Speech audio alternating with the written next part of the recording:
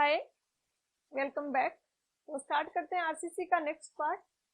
आगे के जो आरसीसी के पार्ट्स हैं उनमें एक पार्ट के में हम 15 क्वेश्चन ही कवर करेंगे। तो क्वेश्चन 101 है कि जो फ्लैट स्लैब होगी उसकी मिनिमम थिकनेस हम कितनी लेते हैं। तो फ्लैट स्लैब है अगर कोई विदाउट ड्रॉप, तो आरसीसी की बुक पिल्लई एंड मेनन में ये टेबल गिवन है कि अगर एफ 250 होगा और वो एजेस पे बीम्स पे सपोर्टेड, फ्लैट स्लैब वैसे कॉलम्स पे सपोर्टेड होती है। इन केस हो सकता है कि वो एजेस के अलोंग बीम हो, उस पे बीम पे सपोर्टेड हो फ्लैट स्लैब। तो अगर एजेस के अलोंग कोई भी बीम नहीं है तो उसकी थिकनेस होगी L/32 होगी। अगर एजेस पे बीम पे सपोर्टेड है फ्लैट स्लैब तो उस केस में हम थिकनेस को थोड़ा सा कम भी अलाउ कर देते हैं क्योंकि उसको सपोर्ट अच्छा मिल रहा है। तो उस केस में होगा वो Ln/36 होगा। अगर Fe 450 है तो Ln/26 होगा, और सेकंड वाले केस के लिए अगर एज बीम है तो Ln/30 होगा। और इसकी मिनिमम के जो थिकनेस होती है वो 25 mm होती है। फ्लैट स्लैब की थिकनेस इससे कम कभी भी नहीं होनी चाहिए। काफी सारी बुक्स में ये क्वेश्चन है कि कितनी होती है minimum thickness of flat slab. तो 125 mm को इसने अप्रोक्सीमेटली 30 से भी लिख दिया है। ये भी सही है, ये स्टेटमेंट भी सही है। अगर एज बीम नहीं है तो ये स्टेटमेंट भी सही है। और ये वाला स्टेटमेंट थोड़ा सा अनक्लियर है, यहाँ पे इसने एज बीम का ऊपर वालों में भी नहीं किया, इसमें भी नहीं मेंशन किया। बट हाँ, L/30 इंटीरियर पैनल्स के लिए जिनमें ड्रॉप्स नहीं है उनके लिए L/36 यहाँ पे हमारे पास टेबल में है, तो ये भी पॉसिबल है। तो इसका आंसर हो जाएगा वो ऑप्शन ई हो जाएगा। कंप्लीट इन्फॉर्मेशन ये है, ये आपको पता होनी चाहिए। नेक्स्ट है क्वेश्चन 102 कि कॉलम स्ट्रिप होगी फ्लैट स्लैब में, उसकी इफेक्टिव विड्थ क्या होगी। तो जो पैनल होता है फ्लैट स्लैब का उसको हम स्ट्रिप्स में डिवाइड करते हैं, और एक डायग्राम की हेल्प से देखते हैं कि कैसे हम कॉलम स्ट्रिप्स और बाकी की स्ट्रिप्स में उसको डिवाइड करते हैं। तो ये एक फिगर है फ्लैट स्लैब के पैनल का। यहाँ पे दो स्पैन है, एक स्पैन है L2 जो y डायरेक्शन में है और x डायरेक्शन में है वो है L1। जब हम L1 की स्पैन के लिए मोमेंट वगैरह कैलकुलेट करते हैं, बाकी एनालिसिस करते हैं, तो हम कॉलम स्ट्रिप जो इसकी डिवाइड करते हैं वो होती है 2.5 L2। 2.5 L2 ये वाली विड्थ है कॉलम के सेंटर से इधर की तरफ, और इधर की तरफ भी 2.5 L2 ही होगा। तो टोटल इसकी विड्थ हो जाएगी, वो हो जाएगी 0.5 L2। और सेम यहाँ पे अगर हम करेंगे तो हो जाएगी 0.25 L1, 0.25 L1 ये यहाँ पे बना भी रखा है। और यहाँ पे ये लिमिटेशन है लेकिन ये यहाँ पे रिक्वायर्ड नहीं है। अभी के लिए आपको इतना ध्यान रखना है कि सेंटर के दोनों साइड 2.5 L1, 2.5 L, 2.5 L होता है, तो टोटल 0.5 L हो जाएगा। तो ये टोटल विड्थ जो है ये हो जाएगी 0.5 इंटू L। L1 आएगा या L2 आएगा वो डिपेंड करेगा कि कौन सा स्पैन आप ले रहे हो। तो क्वेश्चन में देखते हैं अब आंसर होगा वो क्या। तो यहाँ पे आंसर हो जाएगा half the width of the panel. तो आंसर हो जाएगा वो ऑप्शन बी हो जाएगा। पैनल की विड्थ थी वो L1 या L2 थी, और ये जो आ रहा था वो 0.5 L1 या 0.5 L2 आ रहा था। नेक्स्ट है क्वेश्चन 103। 103 में पूछा है कि W अगर टोटल लोड लग रहा है पर यूनिट एरिया में, D है वो जो कॉलम हेड है उसका डायमीटर है, L है वो स्पैन है 2 डायरेक्शंस में, तो sum of maximum positive bending moment and average of negative bending moment जो होता है वो किससे कम नहीं होना चाहिए। तो इस क्वेश्चन में एक्चुअली मिस्टेक है सारे ऑप्शंस में। तो हम एक बार कोड में देख लेते हैं कि कैसे ये कैलकुलेट करते हैं, फॉर्मूला क्या है, और फिर देख लेंगे कि इसके कैलकुलेशन करनी है तो वो कैसे करते हैं। तो कोड में ये गिवन है, तो ये IS 456 में पेज नंबर 55 पे ये गिवन है यहाँ पे फॉर्मूला कि absolute sum of positive and average negative bending moment in इस डायरेक्शन जो हम कैलकुलेट करेंगे वो इस फॉर्मूले से करेंगे। W यहाँ पे है कैपिटल W है जो कि डिजाइन लोड है on area L2 into Ln। तो टोटल लोड क्या हो जाएगा, स्मॉल w जो यूनिफॉर्मली डिस्ट्रीब्यूटेड लोड है multiply by L2 into Ln, area से मल्टीप्लाई कर देंगे तो कैपिटल W आ जाएगा। Ln यहाँ पे है clear span from face to face of column, और इसकी मिनिमम वैल्यू होनी चाहिए वो 0.65 L1 होनी चाहिए। मिनिमम वैल्यू 0.65 L1 है, और एक्चुअल अगर हम चाहें तो हमें कैलकुलेट करना होगा face of span to face of span. जैसे कि ये स्ट्रिप्स है हमारी और हमें यहाँ पे निकालना है Ln, तो Ln यहाँ पे होगा यहाँ से लेके यहाँ तक की ये डिस्टेंस, ये वाली डिस्टेंस। बट इसके लिए एक और कंडीशन गिवन है कि ये वाली डिस्टेंस अगर इस डायग्राम के अकॉर्डिंग हम निकालेंगे तो हम कैसे निकालेंगे, ये टोटल डिस्टेंस है सेंटर टू सेंटर है वो L2 है, इसमें जो डाया है वो हम लेस कर देंगे। बट यहाँ पे थोड़ा सा एक वो करेक्शन है, कोड में भी वो गिवन है, ये कोड में 3.14.2.3 कि जो सर्कुलर सपोर्ट्स हैं उनको भी हम as a square support treat करेंगे। तो जब हम डिस्टेंसेस निकालेंगे तो सर्कुलर सपोर्ट के नहीं निकालेंगे, हम पहले उसको इक्विवेलेंट स्क्वायर सपोर्ट में कन्वर्ट करेंगे, और इक्विवेलेंट स्क्वायर सपोर्ट कन्वर्ट करने के लिए होगा π/4 d square is equal to b square, क्योंकि सेम एरिया इसने बोला है। तो यहाँ से हमारे पास एक b की वैल्यू आ जाएगी। तो Ln निकालने के लिए क्या करेंगे, L1 माइनस b या L2 माइनस b, डिपेंड कर रहा है कि कौन सी डायरेक्शन में हम निकालते हैं। डिजाइन अगर हम करते हैं तो हमें दोनों ही डायरेक्शन में निकालना पड़ता है, एक बार हम L1 की डायरेक्शन में मोमेंट निकालते हैं, दूसरी बार L2 की डायरेक्शन में मोमेंट निकालते हैं। तो L1 माइनस बी या L2 माइनस बी हो जाएगा। ये Ln इस तरीके से हम कैलकुलेट करेंगे, बट यहाँ पे एक Ln के लिए भी कंडीशन गिवन है कि it should not be less than 0.65 L1। अगर ये वैल्यू हम कैलकुलेट कर रहे हैं और अगर ये 0.65 L1 से कम आ रही है तो ये नहीं लेंगे, हम ये 0.65 L1 वाली वैल्यू लेंगे, क्योंकि मिनिमम ये इतना होना चाहिए। अब हमसे क्वेश्चन में जो पूछा है वहां पे भी इसने एक्चुअल बेंडिंग मोमेंट नहीं पूछा। अगर एक्चुअल बेंडिंग मोमेंट पूछा होता तब तो हम इस फॉर्मूले से निकालते। वो बोल रहा है कि बेंडिंग मोमेंट किससे लेस नहीं होगा, तो जो मिनिमम वाली जो लिमिट लगा रहा है यहाँ पे ये वाली लाइन लगा दी है कि Ln की मिनिमम वैल्यू है वो ये है। Ln की मिनिमम वैल्यू 0.65 L1 हो सकती है, और अगर हम ये पुट करें तो ये इक्वेशन बन जाएगी, ये ऐसी कुछ इक्वेशन बन जाएगी, और इसके डिवाइड में यहाँ पे 8 आ जाएगा। Ln की जगह हमने 0.65 L1 लिख दिया जो कि लोअर लिमिट है Ln की, और ये डिसाइड करेगा कि बेंडिंग मोमेंट की जो लोअर लिमिट होगी, बेंडिंग मोमेंट जो मिनिमम पॉसिबल है वो कितना है। तो हमने यहाँ पे रख दिया, फिर इसको L2 यहाँ पे हमारे फॉर्मूले में था, तो ये वाली वैल्यू हो गई ये W। Ln की जगह हमने 0.65 L1 लिख दिया, डिवाइडेड बाई 8 कर दिया। तो ये जो निकालते हैं ये इस तरीके से निकालते हैं, और एक्चुअल वाला अगर निकालना हो तो भी मैंने बताया कि b कैलकुलेट करेंगे और L1 माइनस बी या L2 माइनस बी होगा। तो आई थिंक जो क्वेश्चन में शायद वो किया गया वो भी इसने इस तरीके से किया, बट उसने शायद थोड़ा सा उसको अप्रोक्सीमेशन कर दिया है कि L1 माइनस बी होगा और b की जगह होगा 4π/4 का रूट इंटू डी।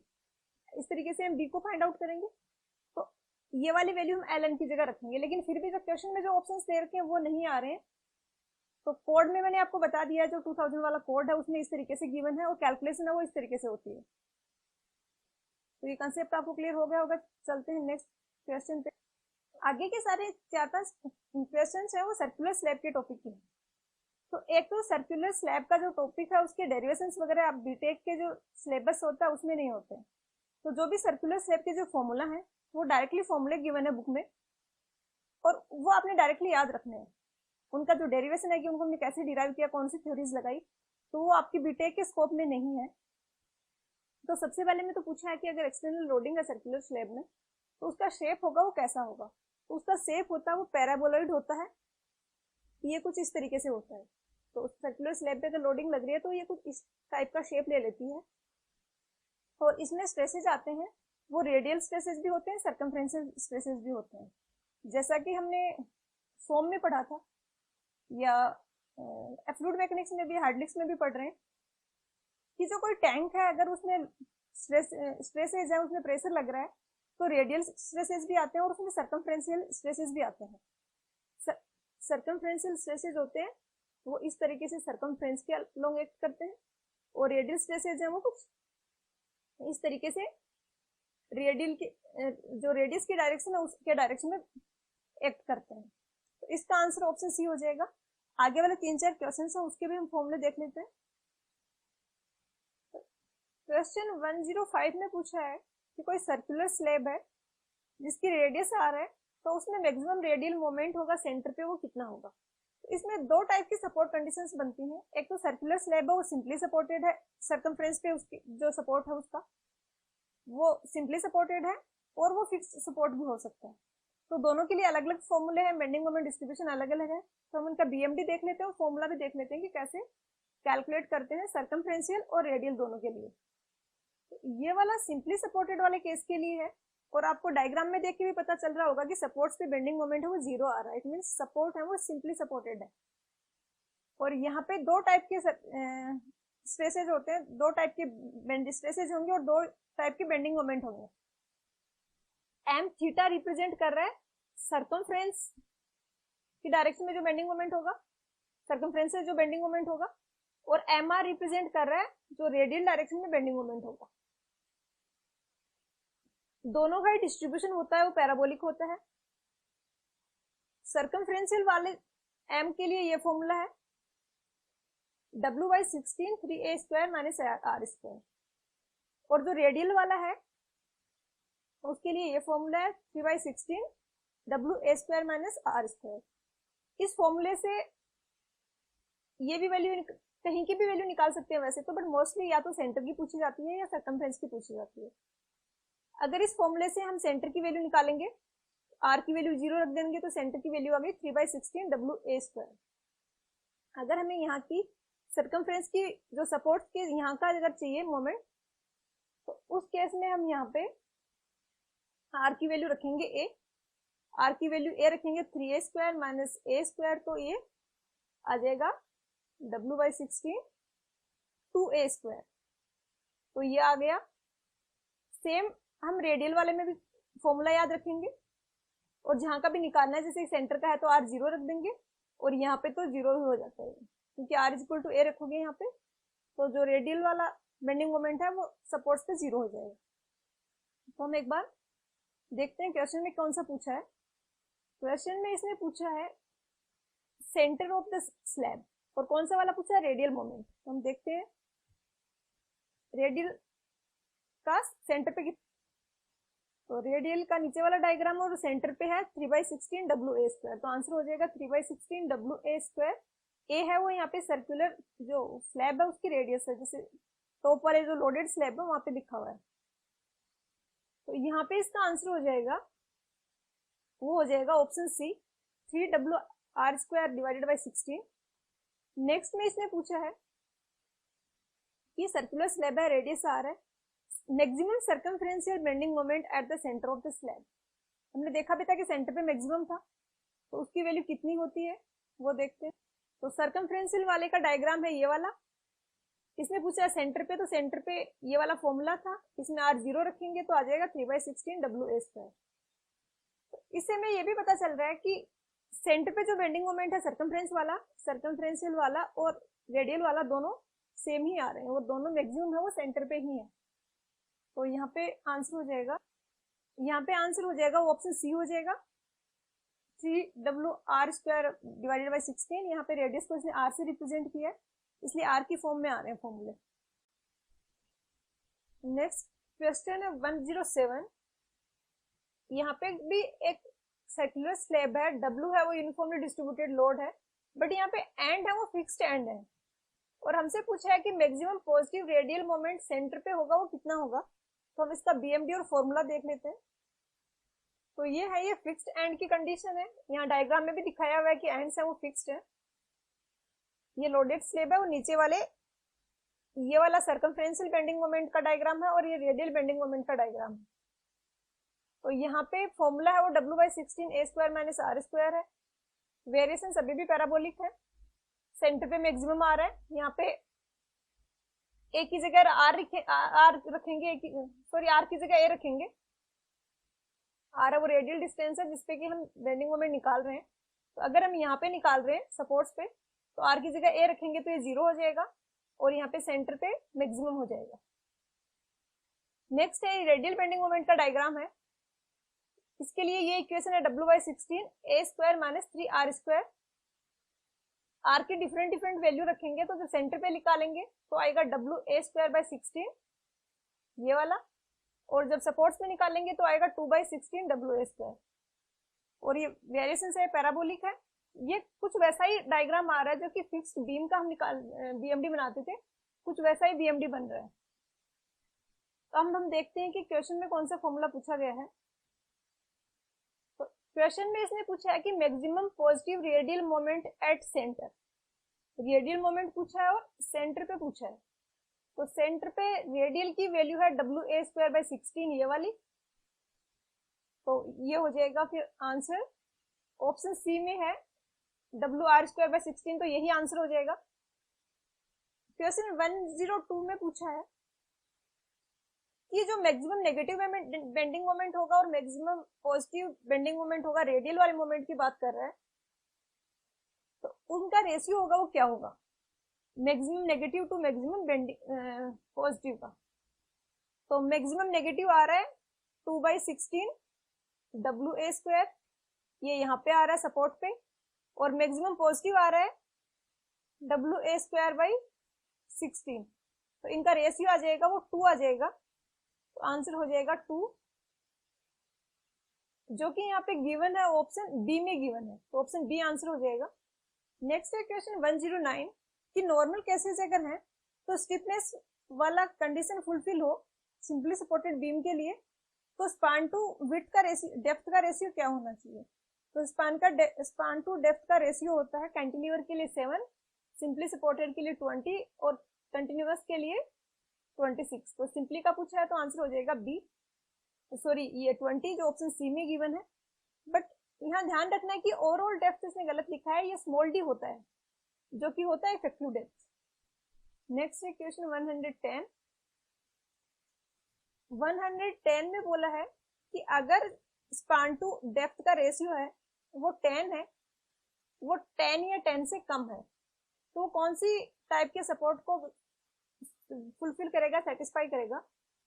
तो सिंपली सपोर्टेड के लिए तो 20 था, ये भी नहीं होगा, कंटिन्यूअस भी नहीं होगा, बचा कौन सा कैंटिलीवर जिसके लिए 7 था, तो उसको फुलफिल कर रहा है, तो आंसर हो जाएगा वो ऑप्शन सी हो जाएगा। नेक्स्ट है क्वेश्चन 111। इसमें पूछा है कि जो breadth to effective depth of beam का जो रेशियो होता है वो क्या लेते हैं हम जनरली। तो वैसे तो ये स्टैंडर्ड क्वेश्चन नहीं है और ऐसे क्वेश्चंस एग्जाम में नहीं पूछे जाते मोस्टली, क्योंकि पर्सन टू पर्सन डिपेंड करता है और ऐसे एक्सेस कोई कोड में स्पेसिफाइड नहीं है कि ये रेशियो इतना ही होना चाहिए। बट यहाँ पे पूछा है तो ये बेसिकली होता है, ये 0.5 होता है।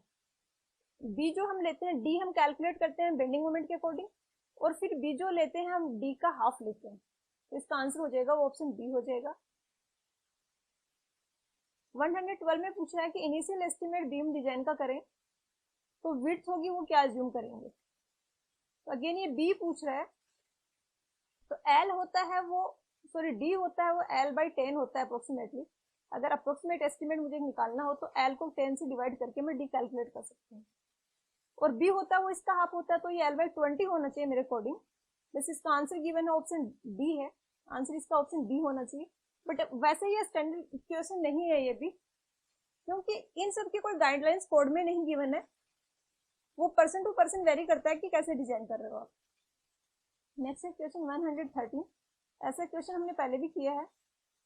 130 काफी सिंपल है। 113 यहाँ पे डी पूछा है और डी के लिए एक फॉर्मूला होता है m = QD/D², और Q की वैल्यू यहाँ पे होती है 1/2 C × J × K, और J और K हमें निकालने पड़ते हैं। ये डिपेंड करता है कि जो कंक्रीट है उसकी परमिसिबल स्ट्रेसेस कितने हैं और स्टील के परमिसिबल स्ट्रेसेस हैं वो कितने हैं। M यहाँ पे इसने डायरेक्टली दे दिया है, तो ये फॉर्मूला था।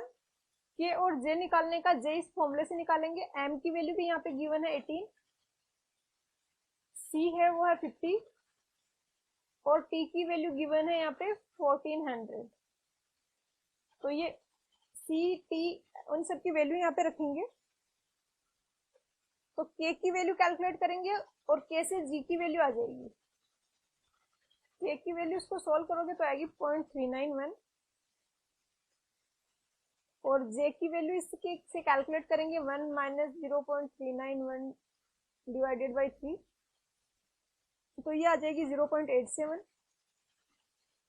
सी की वैल्यू गिवन है 50, तो क्यू की वैल्यू यहाँ पे हम सोल्व करेंगे तो आ जाएगा 8.5,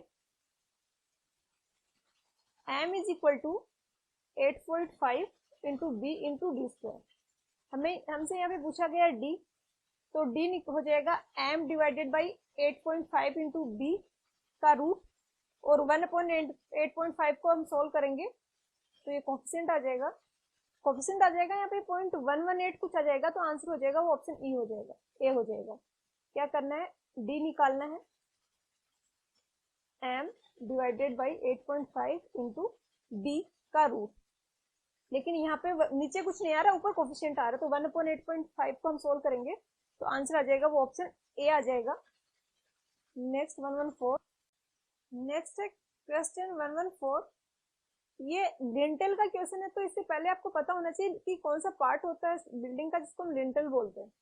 जैसे कि ये एक रूम है, ये इसका गेट है, यहाँ पे जो स्पेसिंग दिख रही है खाली स्पेस, और ये जो है ये सारी वॉल है।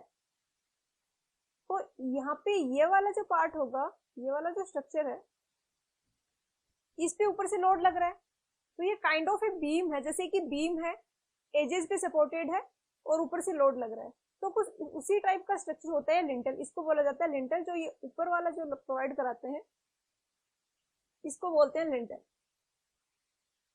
क्वेश्चन में पूछा है कि